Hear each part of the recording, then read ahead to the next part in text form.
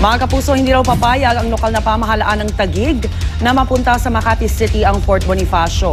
Sa kabila po yan ang desisyon ng Court of Appeals na pumapabor sa Makati City. At kaugnay ng isyong yan, kasama natin dito sa studio live si Taguig City Mayor Lani Cayetano. Good morning po, Mayor Cayetano. Good morning, Dea. At sa lahat ng mga nakakapanood ng programa, bago ang lahat, gusto ko lang na batiin yung mga kapatid nating Muslim, particular sa Maharlika Village, Eid Mubarak. Pasensya na ho, hindi ako makakadalo sa mga okasyon natin ngayong umaga. Kailangan at mahalaga po sa Taguig ang usaping ito, kaya nandito po ako. Maraming kailangang sagutin. Opo. Alright, Mayor Cayetano, Binay Global City na raw at hindi na Bonifacio Global City. Ano nang reaksyon nyo? Sana po naman ay maghinay-hinay lang ho dito sa mga pahayag na katulad dito at ang desisyon naman po ng CA ay hindi pa po final and executory.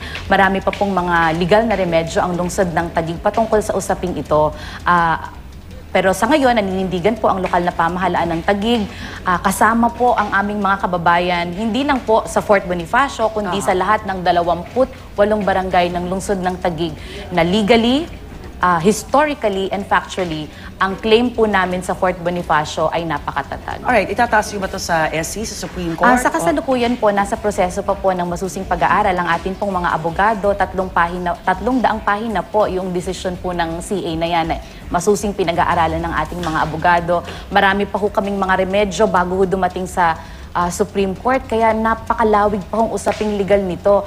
Kaya nga ako'y may apela sa ating kaibigan, ang pamunuan po ng Makati City na kung po pwede huwag padalos-dalos sa kanilang mga hakbang. Kung matatandaan natin, Rhea, ang usapin na ito tungkol sa jurisdiction, sa claim sa mga areas na pinatutungkulan, ay nagsimula pa almost 20 years ago. Hindi po biro ang 20 mahabang taon ng paglalaban sa korte, paghaharap sa korte. Sa mga panahon pong yan, naglabas po ng mga ebidensya ang lungsod ng Taguig.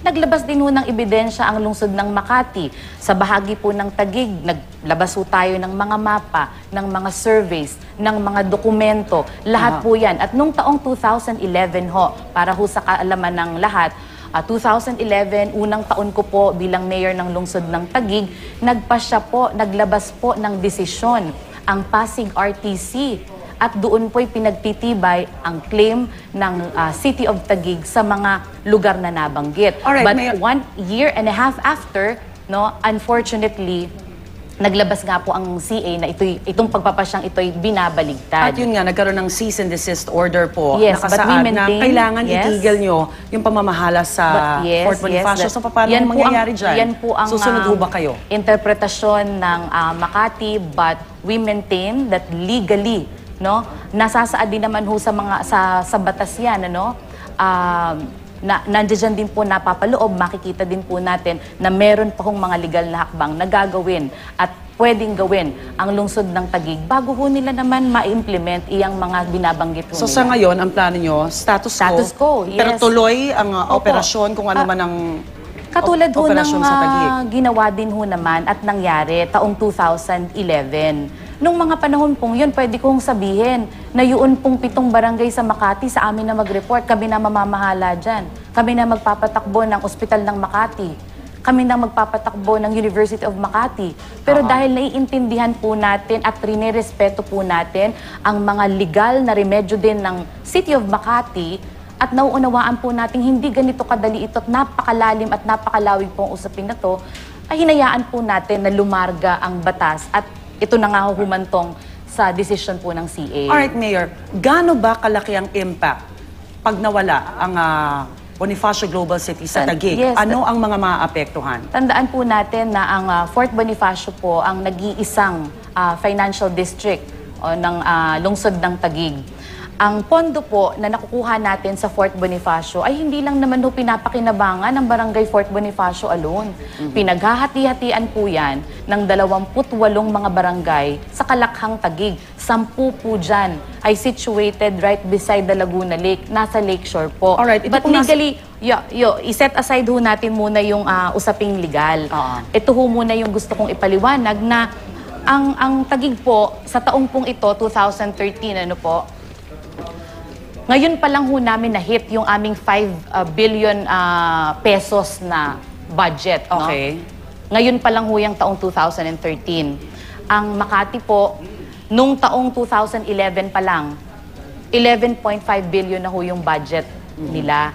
Ang pinupunto ko lamang naman po dito, sa pangangailangan o sa kahalagahan nitong area na to, ang Taguig po, pag inagaw po at nawala ho sa amin ang Fort Bonifacio, grabe ho talaga yung impact kasi dito ho namin kinukuha yung mga pondong pinantutustos namin sa amin pong mga educational programs. Yes. Imagine ho, yung 27,000 city scholars namin, yun pong 12,000 university scholars namin. Apektado yung Apektado lahat, lahat. Yung pong 128,000 public elementary school students ho natin na nakikinabang ng libreng uniforme, sapatos, bag, school supplies, lahat po yan. Yung mga binibigyan ho natin ng gamot, wheelchairs, ang mga infrastruktura po natin na ngayon pa lamang po rinorolyo kasi ho, ako naman po ay 3 taon pa lang hong nagiging mayor ho ng lungsod ng Taguig. Ang Taguig po, 8 taon pa lamang pong syudad. Ang Makati naman po naandyan na at napakalaki naman na ho ng kanilang pondo. Kaya siguro po ito'y apila na rin. No? Bukod po sa usaping legal, yung apila na lang po ng isang lungsod na nagsisimula pa lang pong tumayo sa sarili naming mga paa na sana po na may maghinay-hinay ang ating mga kaibigan sa lungsod. Mayor ng Lani, Makati hanggang saan nyo dadalhin tong laban na to? Dahil paano kung umabot sa punto na mag-deploy na ng sarili nilang pulis ang Makati doon, yung pagdating sa mga taxes ng mga negosyante din ng Taguig, ang sabi ng Makati yung simula 1993 hanggang sa kasalukuyan, sisingilin din nila yon para mapunta sa... Paano plano nyo hanggang saan dadali ng laban ang Taguig? Sana naman po, buong kababaang loob naman po akong humihingi, umaapila, no? Na huwag naman ho sanang gawin ng Makati yan sa amin. Alam po ninyo, pinagtrabahuhan din naman po ng lahat ng mga lingkod bayan. Hindi lang po ako, kundi yung mga nagdaan pang mga opisyales at ng buong bayan ng Taguig. Ito pong ginagawa po naming maganda dito sa business district po namin. Sa kasalukuyan po, pagdating ho sa ease of doing business, no less than the World Bank said, no? Sila po ay nagbigay ng kanilang study, release po ito 2010. Sinasabi po nila na in NCR, Taguig is number 1 in ease of doing business at number 2 po sa buong Pilipinas. Sana po ang mga pahayag na to ay wag naman sapagkat nagdudulot po ng matinding kalituhan po sa business community at sa mga residente po. Actually, ngayon pa lang. Ng Fort Bonifacio. Alright, maraming salamat Mayor Cayetano sa inyo pong panahon at thank you very sa inyo much. pong side. Mga kapuso, nakausap po natin si Taguig City Mayor Lani Cayetano.